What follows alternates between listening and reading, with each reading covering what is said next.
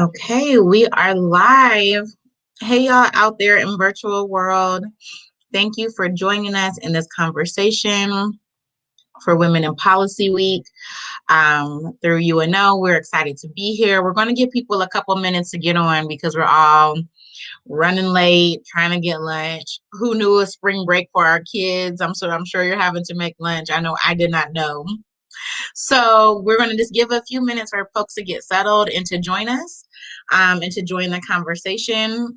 Share out this live video so folks can watch with you. And we will get started in just a sec.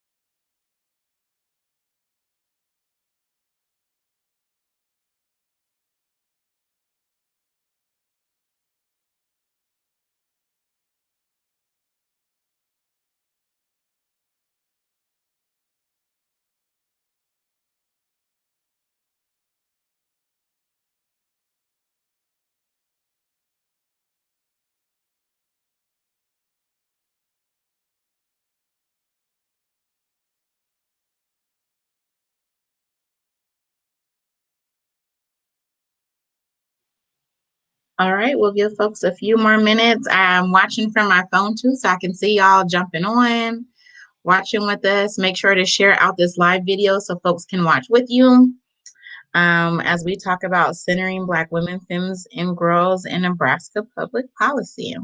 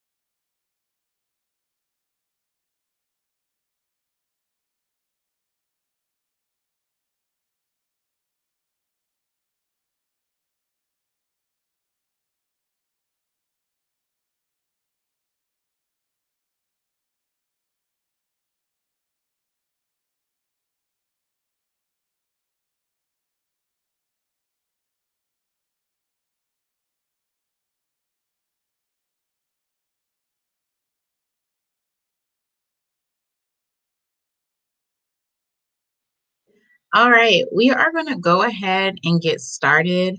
Again, we are super excited to be talking to you all today about our policy work from the side of the Women's Fund and I Be Black Girl.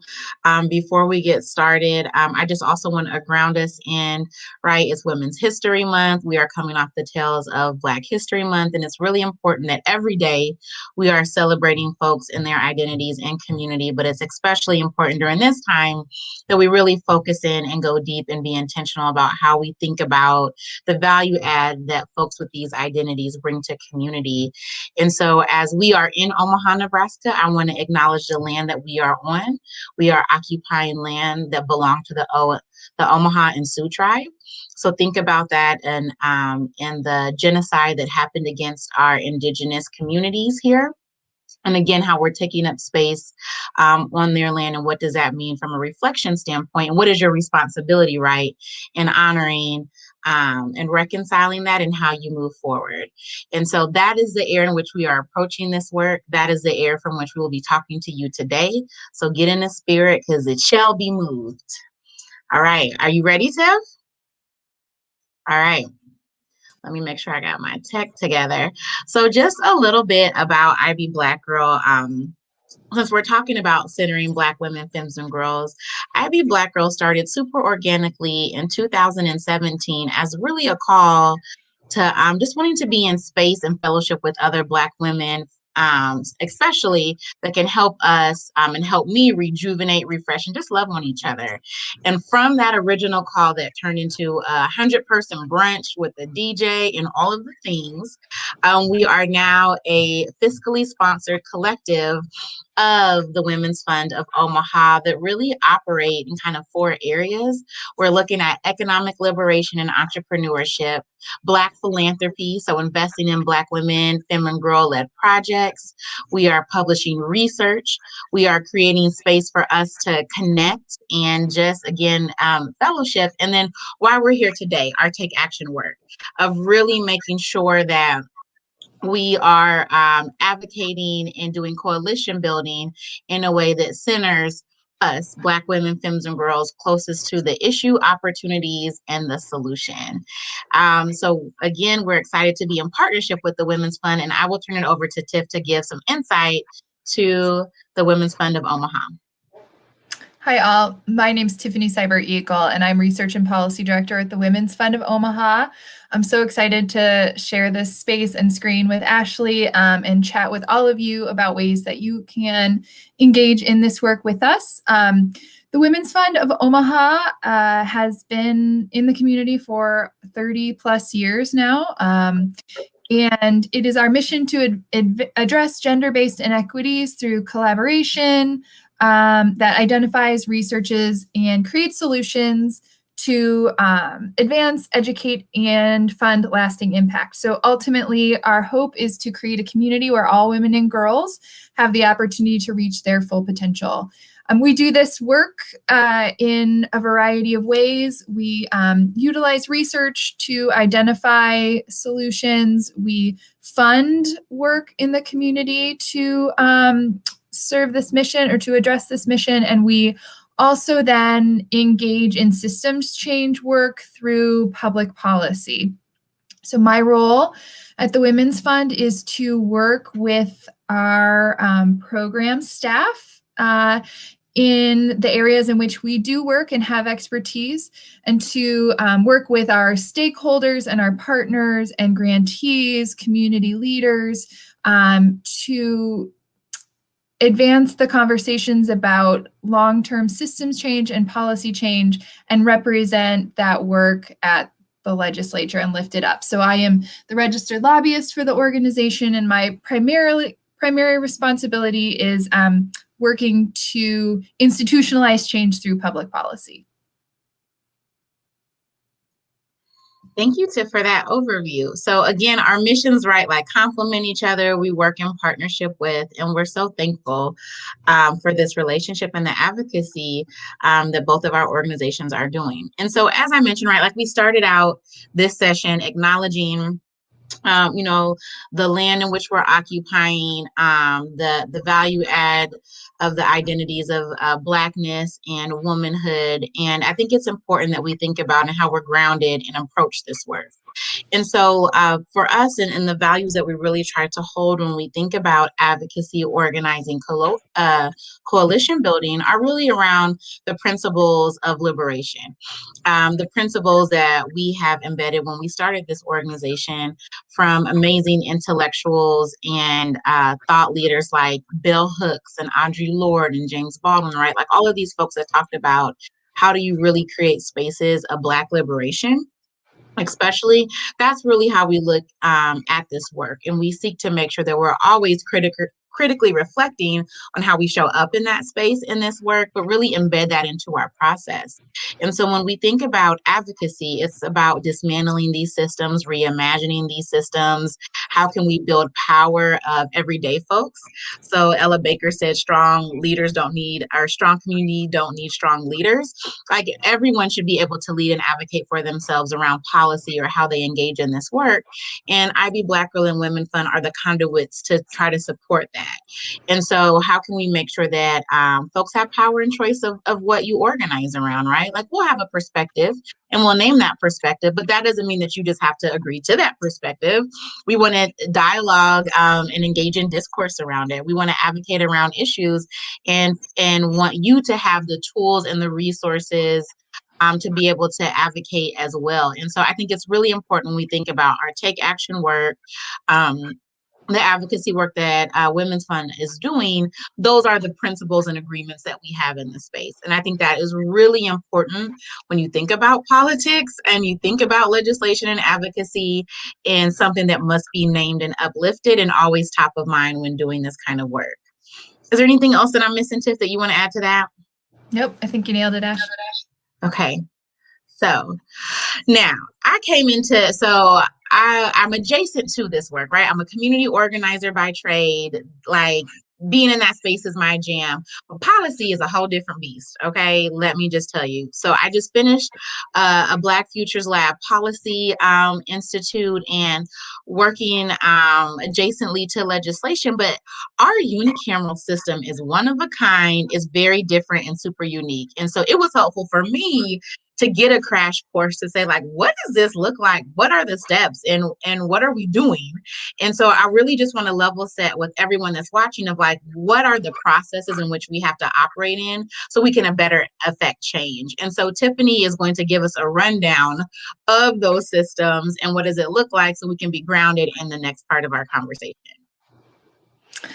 So I am going to try to do a very quick how a bill becomes a law in less than 5 minutes. So I'm going to do my best to give a good overview. You know, I think it makes folks feel more confident in engaging in the process if you have a sense of the process and how it works. So we're going to try to give you a quick overview. I would say that Ash is also going to post in the chat a link to video put together by our friends at the Coalition for a Strong Nebraska. It's available both in English and Spanish, and it provides a really nice overview of what I'm about to talk about how the process works and the points at which you can engage. So our Nebraska legislature is unique in that we are a unicameral, and that means we have one house, whereas most other state legislative bodies around the country have two, a House and a Senate.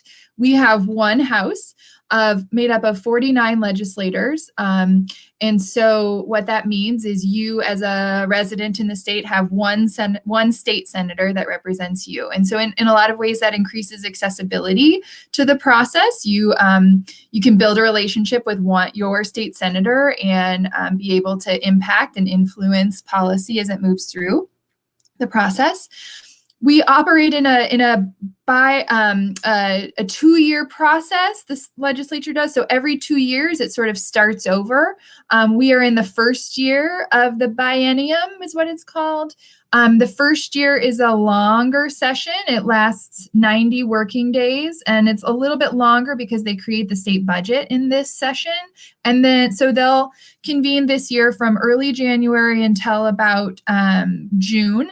And then they take a break, and then they come back next January for the short session, and they'll be in session about January to April. Every bill that's introduced has to be introduced within the first 10 days of the legislative session. And that's just important to know because if you have a brilliant idea about legislation that you'd like to see introduced and you have it today on March 4th, we have missed that 10-day window in which new ideas can get introduced. So the beginning of January is the time when legislators can introduce all of the bills. And then when that 10-day window hits, we basically have to deal with what's been introduced and wait until the next session for any substantively new ideas.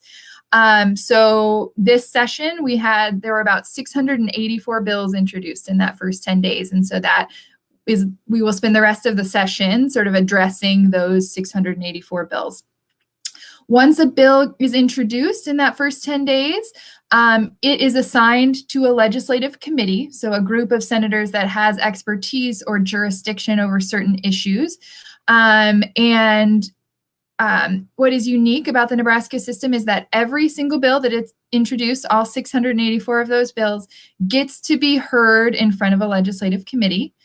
And it is also unique that the public has, in theory, access to be able to come and testify and share their position on those bills. I say in theory because there are very real barriers to community members being able to use their voice.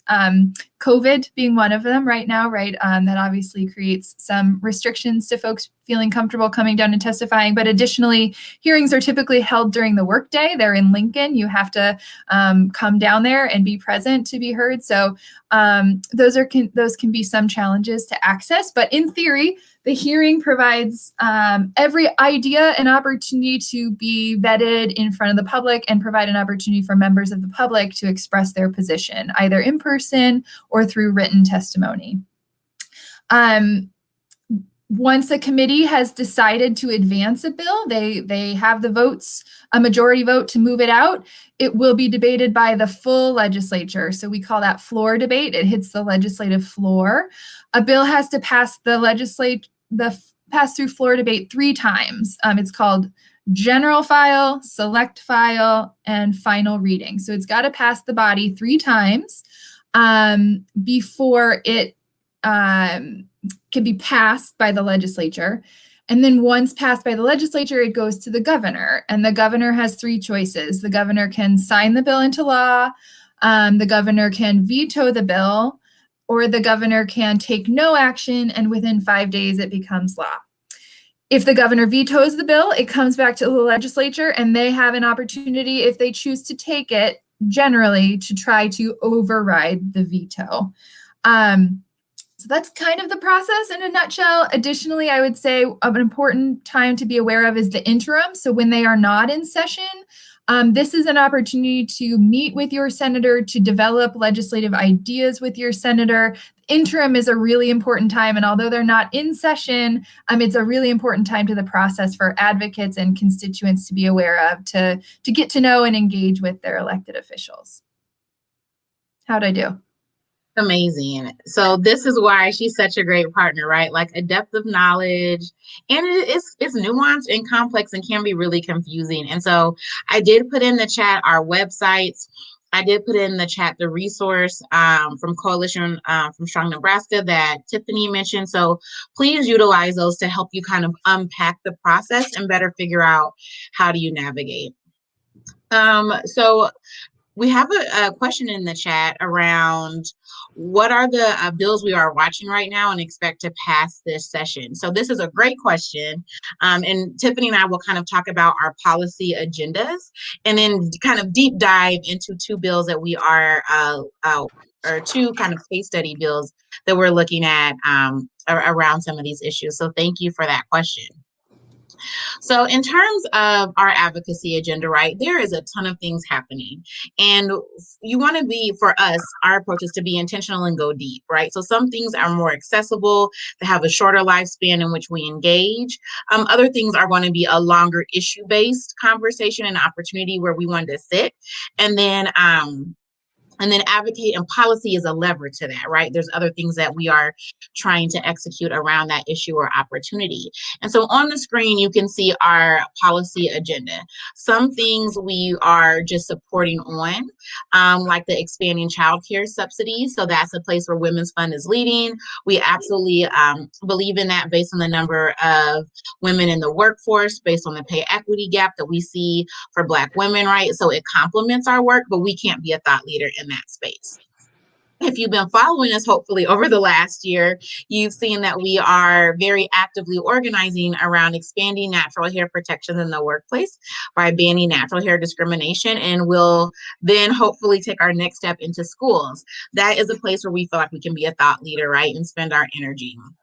The other place that I want to highlight, which we'll get into in a few, is just expanding access to quality and culturally relevant maternal health services. So in general, those two, the expanding natural hair protections and then the culturally relevant maternal health services, is where we are going deep. The other areas around policy, we are supportive of and will raise awareness. But again, we can't be a thought leader on everything. And so this is where we are engaging in. This is also on our website. I will drop a link in just a second as Tiffany gets into what Women's Fund is doing. And then we'll get down into the case studies and then keep answering your questions. And they're really good questions coming in, by the way. So excited to dive into that a little bit. So the Women's Fund has taken a position so far on 46 bills. So the ones in front of you are just a bit of a snapshot of the things that we're working on. We typically work in 3 issue areas. Freedom from violence, which would include domestic violence, sexual assault, sex trafficking, gender-based violence more broadly. A couple of bills in there that we are really prioritizing this session. LB 118 was introduced by Senator Adam Moorfeld, and what this bill would do is strengthen the existing system of protection orders for victims of domestic violence, sexual assault, and harassment. It would primarily, it would extend the duration of protection orders. Right now, they're a year. We know survivors need and desire protection for longer than that, so we're hoping to extend the duration.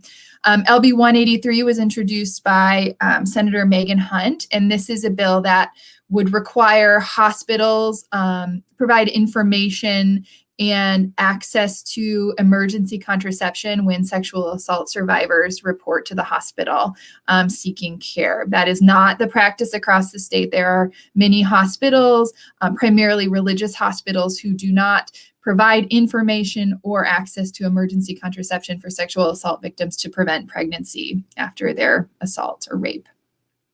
We also do policy work in the space of economic stability and leadership, and this can be really broad, but we are working on issues of increasing access to food assistance through SNAP, LB 108 introduced by Senator McCollister.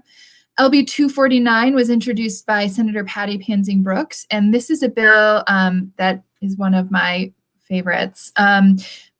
I have lots of favorites, but this is one of them. It is intended to address and disrupt the cycle of pay discrimination by ensuring that potential employers can't ask what you made at your last job. We know the research is clear that discrimination is embedded in pay practices, particularly for women, particularly for BIPOC folks. And so we want to disrupt that by banning employers from asking about salary history. And so we think this is a really important bill. LB 258 and LB 290 are both efforts to provide paid leave for employees. 258 provides a short-term paid sick and safe leave. You earn amount of paid leave for every 30 hours worked, and you can use it in the case of illness for yourself or your family, also to protect yourself or your family from a situation of gender-based violence. And that was introduced by Senator Tony Vargas.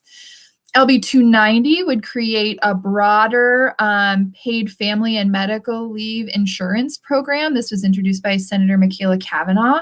And what it does is provide a mechanism by which employers can pay in, and then when you as an employee need to access extended leave, whether it's for childbirth or adoption or serious illness of yourself or a family member, you can access leave, and that insurance program will pay out the leave to you as the employee. So we think this is important to help businesses, primarily small and medium-sized businesses, provide this important benefit to employees in the state. And it's also critically important that employees have access to meet the needs of their families.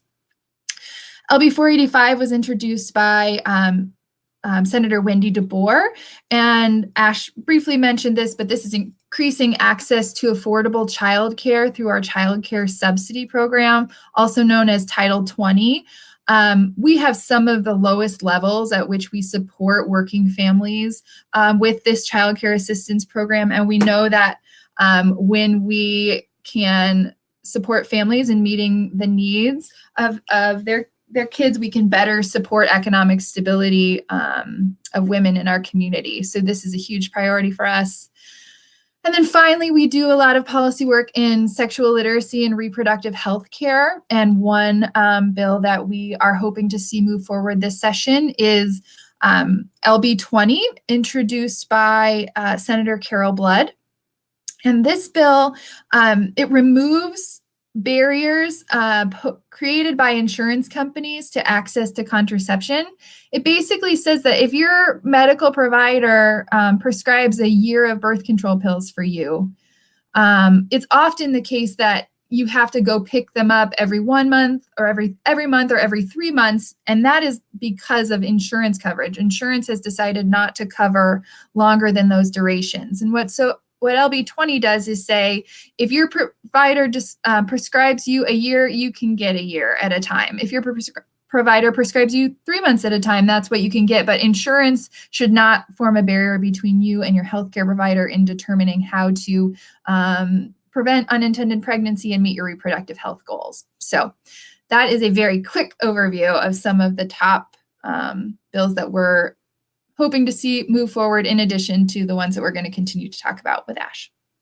Thank you, Tiff. So, as y'all can see, I'm snacking on some popcorn. I'm hungry. I've been having back-to-back meetings. And, as we're talking about all of the things, reimagining systems, like we need to reimagine virtual meeting norms. So I dropped in the chat what people are eating. And some of the comments I just been putting on look so good. So y'all's meals look way better than the microwave popcorn that I am eating. So I just have to lift that up as we are normalizing, right, being human in these spaces. Okay.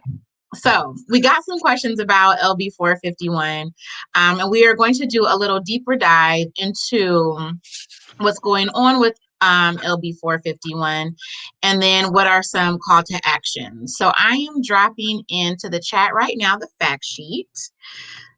So then folks that are not familiar with LB 451 can follow along and kind of get up to date. So this was introduced last session by Senator Kavanaugh, and was really a place where she felt like, as an ally, right, a white woman, she can really lift up to her peers, neighbors, community, how to really support expanding natural hair protections, again, by centering Black women, femmes, and girls in that conversation that would then have ripple effects for everyone. And so Ivy Black Girl came and kind of into the middle of that conversation and said, yes, this is a place absolutely where we need to organize, and we would love to partner with your office and really help just everybody kind of become aware. You've seen national momentum around this type of legislation, and we know that there's issues of discrimination happening here in Nebraska. And so we did a ton of great work. A ton of Black women and folks came and testified. This was like the pre-COVID, right? So we're in person doing things way differently. And it made it through the unicameral, and then it was vetoed. It was vetoed by the governor. And we had some good conversations with the governor around, like, why is it vetoed? And so I believe we had a comment around kind of what was that process, and what does it look like? I brought that original question on screen. And so since then, Senator McKinney has been elected. Congratulations on your first term, Senator. And wanted to carry the bill for numerous reasons. Talked about the indirect experience he has had with his daughter, right, his mom, people that he cares about around hair discrimination. And as a Black man, this is a place where he can uplift and support and center Black women in order, again, to have ripple effect for everyone. And so we reintroduced legislation and really tried to address some of the governor's concerns. So one of the concerns were that we were redefining race, right? And so we wanted to make sure that it was really clear that we were clarifying language of race and not redefining. We brought in an amazing expert and intellectual, Dr. Wendy Green. Hey, Dr. Green, I think she's watching. That's our homegirl now. We talk way too much. but her life's work is built on race-based and gender-based discrimination in the workplace. And her groundbreaking research and book of work really helped to launch legislation like that you're seeing nationally with the Crown Act and other types of legislation. And so we have her as a part of our team on this, which I think is really important, right? Like, I'm not an expert in race-based discrimination from a legal standpoint. Like, I get tired of looking at things with legalese, but we need to have that because we need to think about the enforcement, the impact that it has, and how we can really align to the goal of this legislation, which is to expand protections in the workplace and make Nebraska a more safe and inclusive space for racially diverse individuals. And so we're excited to have her on that. And we and are really, again, working with a team of strong folks with different strengths and seats in order to make sure that we're approaching this in a way that, again, that honors our values for policy making and advocacy building. And so this has had its hearing. And so we had, how many folks that testified, Tiff? Do you remember? 5 or 6, probably. Yeah, so 5 or 6 came in person, and we know that it's right COVID precautions. So we absolutely we're excited for the folks that came in person, but there's now other modes to submitting information. So we have 50 comments now online that are proponents or supporting this legislation. We had 16 written testimonies, I believe, or position statements that said, yes, I support this legislation. And now we are waiting for it to come out of committee so that we can, again, then make it to general file, which kind of Tiffany explained that process. And so I am hopeful that we have taken the right steps in order for this to pass. I think we are engaging the right folks with formal decision-making power and making sure that we're educating folks around what this experience looks like. And so we have, I need to shout out Candy Jones, a part of the Curl crew, who has been slaying all of her interviews around her experience. She works in corporate America. She is an HR professional and career coach. And she, as a Black woman, had experiences around hair discrimination that inhibited her career growth, which then again affects her bag or her money, which then again affects her community, right? So we can see that ripple effect. And so I'm thankful for folks like Candy that are sharing their stories so that we can, again, humanize this, right? Like, legislation kind of sits, right? You pass it, you sometimes forget about it, but there's a human component to what we're doing around LB 451. That, again, if we center Black women, femmes, and girls in the solutions and curating the solution, everyone in larger community would benefit. Is there anything else you want to add to LB 451 as we're talking about it, Tiff? No, are we gonna show how to submit online comment, Ash? Is that the Yes. Now, my tabs make me a little nervous. I forgot that I said that I would do that, but we will show how to submit. So we'll do that for a call to action. Okay. Because then I can get my tabs together while we're talking. But we will show you how to submit some of the organizing that we're doing. So right now we are asking folks to email the Business and Labor Committee members to say, hey, get this to general file, the next step. And so that was in our latest newsletter. All that information is on our social media. So you can see who those folks are, those senators that are on that committee. You can find their emails really accessibly through that news posting, that article posting.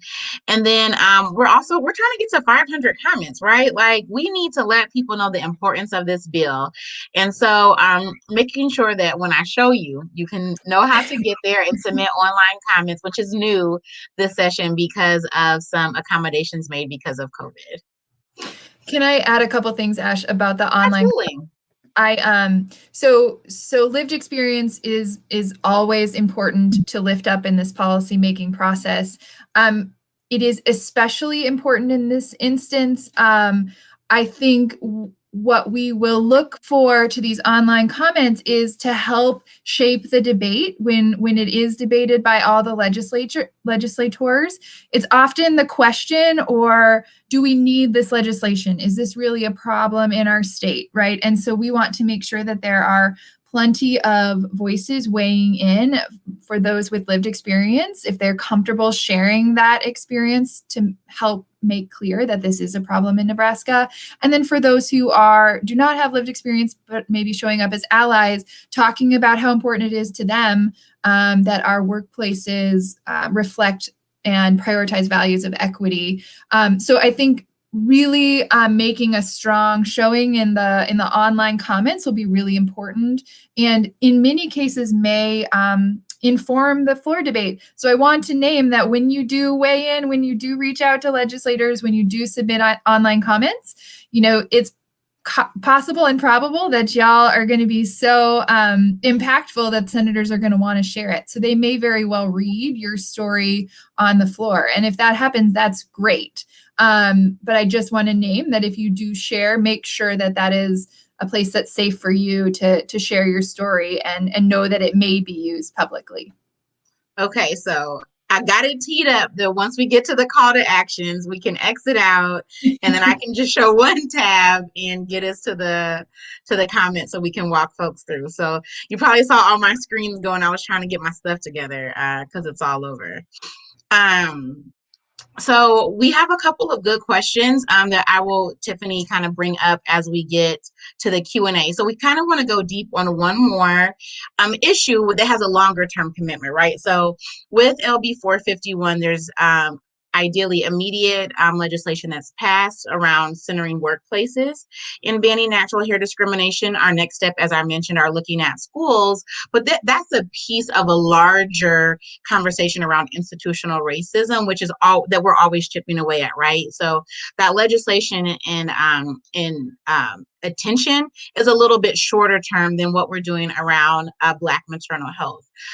So I'm really excited for our work around this. And this is a place where policy is a lever in this larger strategic approach of how we address Black maternal health and the need to expand access to quality and culturally relevant maternal health services, again, centering Black women, femmes and girls, folks with the reproductive system in that conversation in order for everyone to benefit. And so we know that Black women have disproportionate outcomes as it relates to maternal death, but also morbidity, which is almost death. And we really wanted to uplift what did that look like for Black women and folks with the reproductive system as we think about this opportunity to really be transformational at the system level.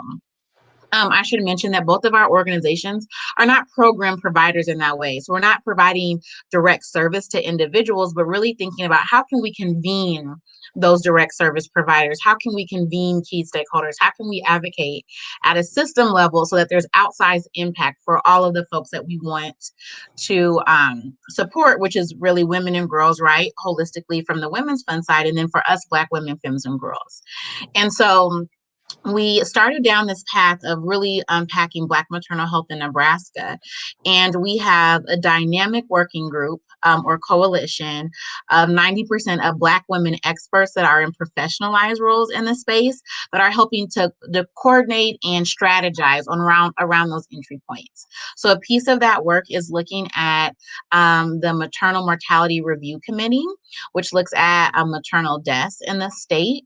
We are working with them intimately on their composition, releasing of the data, right? Like how do they really bring this community voice and again, center Black women and folks with reproductive systems in this conversation. And so one of the pieces of legislation that is looking at that is LB 626, which Senator Vargas introduced. The other piece of this, right, for me is community-based. Like, so I'm a community girl. Like, that's where I want to spend my time. I feel like these institutions will exhaust you and drag you and leave you dry. But if you really build on the assets of community, that's where you can really see the change. And so we've been really focused on thinking about what do community-based birth worker services look like, from doulas to midwives, to having opportunities to explore lactation or not, right? Like the things that we need, mental health within that, right? Because we know postpartum depression is real. And so we've been really thinking about what do those community-based services look like, and again, how do we center us? And that is what some of the legislation that Senator Kavanaugh introduced, 416, is looking at, expanding insurance coverage to doulas, extending postpartum coverage for up to 12 months. And so for us, and I think what is really important for me to name with you all is that this is a long-term commitment, right? So we're not looking at policy as, yep, we passed the policy, now things are fixed. It really is that long-term commitment to what does it look like once we have the legislation passed, and how do we hold folks accountable to this conversation? And so a great question that we have around implementation, and I think it varies, right? Every bill is very different the way we are approaching the issues, but I can say for us, especially around Black maternal health, this is a long-term commitment that really will live and breathe with inside of our books of work. Tiff, do you have anything to add to that? Yeah, I would say, similarly, it really depends upon the legislation. But I do think implementation is a really important point to raise, right? Because sometimes we think, well, we passed the bill, it's done. And that is not the truth. In fact, usually passing the bill is just the start of the work. So often the Women's Fund will play a role of engaging stakeholders around the policy, whatever it may be. Ensuring that folks are aware of the passage, that we're discussing and supporting implementation. It may require creation of materials to educate others. And then it's also making sure we're monitoring implementation, right? Are there any unintended consequences of the legislation? Is there anything that we need to come back and do and fix moving forward? So I think that's a really great thing to raise, is that in many cases, the passage of a bill is not the finish line, but often the starting line, just to make sure that we're having that we intended. Yeah. And I think that's why, like, we're trying to intentional with the words that we use, like it's a lever, right? To Tiffany's point, it's not the end all be all. And we know that policy is not accessible to everyone. Like, we sit in seats of privilege to be able to go down to the legislature during a pandemic and go safely, or to be able to navigate relationships and some of the other things. And so policy is a lever to the issues and opportunities that we really care about in order to affect change. And we're actively trying to make it accessible so everyone can advocate for themselves around specific policy, again, that affect them or that they want to engage in. Tiff, I just want to highlight this question. Do you have a fact sheet for LB 485, or where can folks get more information? We don't have a fact sheet for that one yet. I will say we're working with a number of partners on that. So First Five Nebraska has a fact sheet that they created. And I'll also say the Nebraska State Chamber also created a great fact sheet on that bill. They are also supportive of expanding access to childcare. So those might be a couple places to look. We do and will have more resources on our website. So on the Women's Fund, we have a page called Be an Advocate. And Ash, I don't know if you could share that at some point. Yeah, I dropped it in the chat, but I'll drop it in again at the beginning. Thank you. So on that page, you will see links to the bill language, and you will see any additional supporting materials that we have. If they're available, you'll see fact sheets in both English and Spanish on some of the bills. We don't have one on 485, but we're working on it, so stay tuned. Okay, and I'm dropping the Be an Advocate page again for Women's Fund, and then our IB Black Girl Take Action page again. So we're going to get into the Q&A section now. Y'all are already asking great questions. So thank you for engaging us via chat. It helps us to feel more closely connected since we are not in person. And so we can just start. So drop them in the chat, ping us, talk to us, let us know you're out there. But our first question is really around what are our other long-term policy goals for IB Black Girl and Women Fund for the future. So Tiff, do you want to start? Sure. So I think, long-term policy, right, is to achieve our missions, which is a community where women and girls have the opportunity to reach their full potential. That needs to be nimble, right, for lots of reasons. The Women's Fund as I mentioned before, so of the 684 bills, one could probably make a case that women would be impacted by most of them in some way. And so we do have to find ways to evaluate where our voice is most needed, most impactful, where we have expertise, where we can play a role that is effective, where we have capacity to do the work well. So those are all things that we are evaluating. I think we have different goals within each of our policy or our issue areas that the Women's Fund works, right? So freedom from violence is to create communities where we are free from gender-based violence.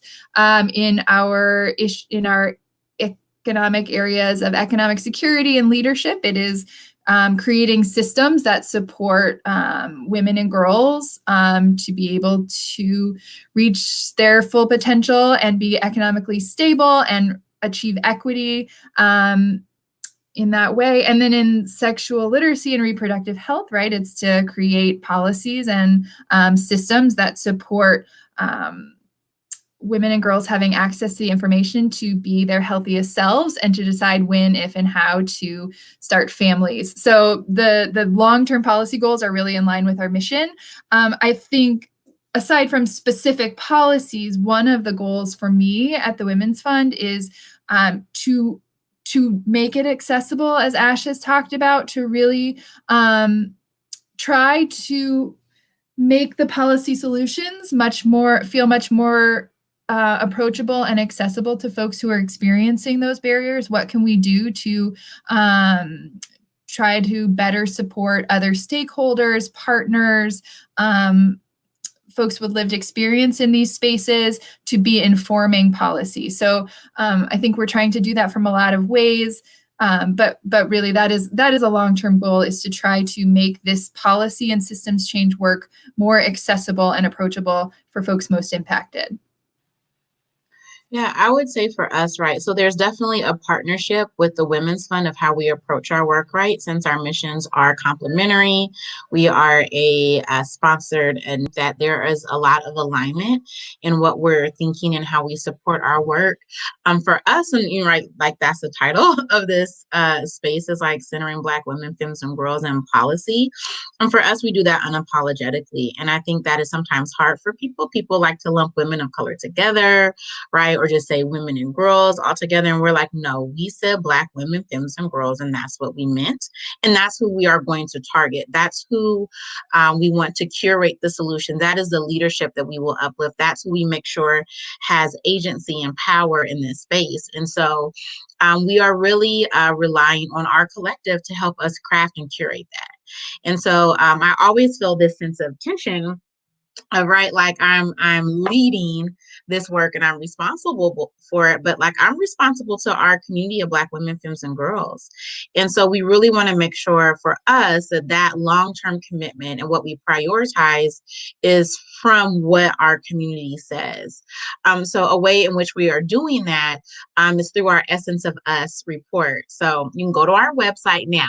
I must say that we have just rebranded the first part of it, and I have not uploaded it yet, but it will be. But our current brand of the report is up, and the Essence of Us really looks at what do Black women, femmes, and girls need in Omaha to access and reach our full potential, right? That's really landscape analysis, because that data does not exist.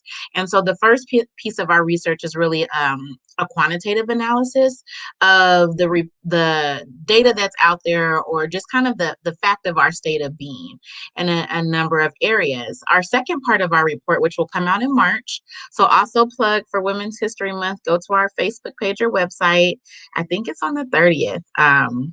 But we have that event coming up. So mark your calendars. It'll look just like this, another streamed event. But we're going to be talking about the second part, which really aligns to our voices and our stories, which for me are so impactful, around what are we saying that we need. We are lifting up young people's voices, right? Like I feel like that platform is not always accessible for them, or we don't listen as older people. We are looking at what Black trans women in Omaha, Nebraska say, right? And so I think for us, it is going to be a little bit more nimble. I can guarantee the work that we do is going to be rooted in liberation, right? And creating those spaces. But the issues may ebb and flow. And so we don't want to do a lot of things well. We really want to go deep. So maternal health will probably always be on the table. Economic freedom and liberation, how that complements the work of Women's Fund will be there. And again, we're going to utilize the collective to really help decide what our future goals and priorities need to be. All right, now we got some more questions. So let me go ahead and scan this chat. And thank you, Joe, for dropping in some information about 485 resident expert. So reach out to Joe. She is amazing and is also working in this space. So we will get to our call to action. So thank you, Women in Public Policy Week, for trying to steal our thunder. We're going to get there. Just kidding. Okay, so folks wanted to kind of recap what the governor's places of tension were with LB 451. And it's okay if you missed the recap. So there was some questions around safety for businesses. It may have equipment, right? Food safety that we addressed and clarified in this new iteration. There was also a concern that we were redefining race, in which we clarified an updated language. And again, right, I think it's the communication piece and what we do outside of these very formalized processes and areas. And so we made sure to work with the right folks in these spaces and really kind of do that in that interim period that Tiffany mentioned to make sure that we could, again, be thoughtful about how we move this type of legislation forward. And so those concerns that were named actually in a news article that was done right after the veto is what we work to address and are continuing to work forward as this will hopefully move out of committee soon to general file. And I would add, Ash, that so the employer safety piece that you mentioned that was raised as a concern, that was also named in the hearing. So a clarity was added to the bill because of this work that Ash mentioned that said employers are still free to set health and safety standards that protect the safety of their employees. They simply can't be based upon race and they must be applied equally, right? So if you if they need to require hair to be restrained because they work near a line, that is perfectly acceptable and allowed. And so that language was successful in addressing those concerns because last year, the State Chamber of Commerce, the Nebraska State Chamber of Commerce opposed the bill for this reason. And this session, they did not oppose the bill. And the Omaha Chamber supported it last session and this session. So there is support from the business community and recognition that that concern has been addressed in this version. Mm-hmm. So another question is around just from the legislative side, what's going on in addressing Black maternal mortality and morbidity. So if you visit our website, iblackgirl.com, you'll see a take action button. Go to that, and then there will be like a floating menu that says Black maternal health. On that tab, we have information just in general about Black maternal health in Nebraska and what's happening nationally, but then also what's happening with the two current pieces of legislation around, which are 626, Senator Vargas introduced, and then 416, what Senator Kavanaugh introduced. As I mentioned earlier, for us, that's like a deep long-term commitment. And a lot of that work also happens with the institutions, right, that are responsible for that. So like Nebraska Health and Human Services Department, we have a great working relationship with them, with our coalition, to really start to unpack some of the opportunities there and how we can be intentional about focusing on Black maternal health. We're talking to folks within our main healthcare institutions. And then again, most importantly, we're talking to folks that are on the ground thinking about community-based resources that we can catalyze and support, because we know that's equally as important, has been sometimes erased from that conversation or from opportunities. And so I think, again, that for me, when I think about Black maternal health, thinking about mortality and morbidity being the near death, is that policy is a lever, right? So that is a lever to the change that we want to create, and that it's not the end all be all, but definitely kind of the starting place for that. All right, what other questions do you have? I think we answered all of them so far, so drop them in the chat, and I am going to show public comments. Tiff, do you want to walk through that as we get Yep. to it, or And is there another question? while you transition, I think there's one question about the session ending early or because of delays in the census and starting again in the fall and how that might affect the bills we're advocating for. There's been lots of rumors, I would say, about the session delaying, whether it's COVID or census and redistricting. So I think that's real. I think that's a ever-present concern. You know, our big concern right now, I think we just take this one step at a time. It's getting bills out of committee and getting them prioritized by senators so we can move them forward.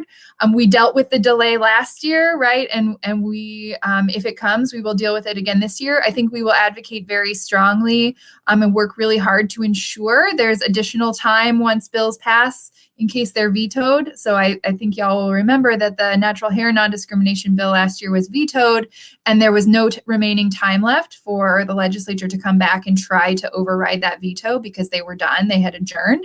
And so I think that is something that many groups, not just ours, will be working really hard to encourage the leadership of the body to make sure that the legislature has an opportunity to fulfill their responsibility in that way. Thank you. Okay, so I got my at least tabs on this screen together. And so Tiffany, do you want to walk them through? I went to the Nebraska Legislature.gov/bills in order to get to this page that I'm at now. Great. So y'all can see there is a search by number, and then there's a line or search current bills. You enter the bill number in the upper right hand corner. So it's LB451, and you click search, and this will take you to the home bill, the page for the bill. There's lots of resources here, and if you're just have absolutely nothing to do, it's good to sort of spin through it. But what you can see that big button in the middle, submit comments online for LB 451. You can click on that. When you do that, it'll say that you basically understand that you're submitting information and you're doing so in good faith. It's not false representation. You can enter some information about yourself. You're going to want to click that you are a proponent. That means you support the bill. And then you are allowed to put in, I think, 300 words. Is that what it says, Ash? You do not feel like you need to write a dissertation, do not feel like you need to be an expert, do not feel like you need to address all the opposition arguments. The point here is simply to express your position. If you have lived experience and feel comfortable sharing it, that is always impactful. There are some talking points and research from the fact sheet that Ash has shared, so you can always lift up a line from that. But the importance of this, again, is we are competing for time and attention at the legislature with this issue. And with 684 bills, we need to send a strong message that this is important, and this is important for lots of folks across the state. And so Ash has set like an amazing goal of 500 comments. If we do that, friends, that is telling them that this is... We're at 50, so we got to add another 0 to that. So get busy submitting comments. This is a new feature that the legislature has made available this year. This is something that for a lot of us, we've been hoping they would do for a long time to make it more accessible, to make it easier to weigh in. What I will tell you about this feature is that it's available, as we understand, to all legislators. So it's not just going to your senator, it's going to be available in a database for all senators to look at. So when this bill comes up on the floor, they're going to go here and they're going to go, oh my gosh, 550 comments on this thing? This is really be important. And then they'll be able to search by their district so they can see if you live in their district and you submitted comments. I think it's really important that this is available. It's much easier than the other processes were available, and so we want to make sure we're using it for good. Absolutely. And then to a couple of the comments in the chat, there are organizations that are reaching out to their constituents and organizing. So we make sure that we try to send out, again, hey, here are some call to actions. You can do your own also, but here are some that we're recommending. And then folks are sharing that more widely. So make sure in terms of our call to action to y'all, we gave a lot of bills, okay? A lot. So find what is a passion of yours that aligns to your values, something that you would like to see, and dive into that. Look it up on the legislative website. We have resources on our website. make sure that you push those online comments again, because it's an accessible way for you to lift up your voice in your story, in this feature that allows for you to stay safer during the pandemic. If you are interested in supporting LB 451, we're trying to reach those 500 comments. So there's information on IB Black Girls social and website around how to submit for those. And then join our email list. Like Tiffany does a synopsis around what happened that week in the legislature. She like should just live in the Capitol and pack a overnight bag, but she is always down there getting information, making sure that she can again report back out so folks can understand what's happening. So join our mailing list. Like it's a great way to just get a synopsis view of all the things that are happening, and again ways that you can engage. And then follow us on social media. We post a ton. We share each other's stuff. And again, our goal is to center Black women, femmes, and girls in all the things that we do, because we know that all girls, all community, all women will benefit from that work of centering us and our experiences. And we're right on time. Is there anything else you want to add, Tiff, before we hop off? No, I'm just grateful for all of you for joining. I mean, our work is only as strong as those voices that we can support and amplify. Our work is strengthened by all of you weighing in and reaching out to your senators and holding our elected officials to make our community better for women and girls. So thank you all for your energy that you bring to the work. Yes. Thank you, Women in Public Policy Week. We are excited for this experience and for this opportunity, and we will see y'all at the advocacy line, right? Like, so that'll be like tomorrow, because we're going to keep going the rest of the day and tomorrow. So we'll see you tomorrow advocating and diving into this work. Thanks, Ash.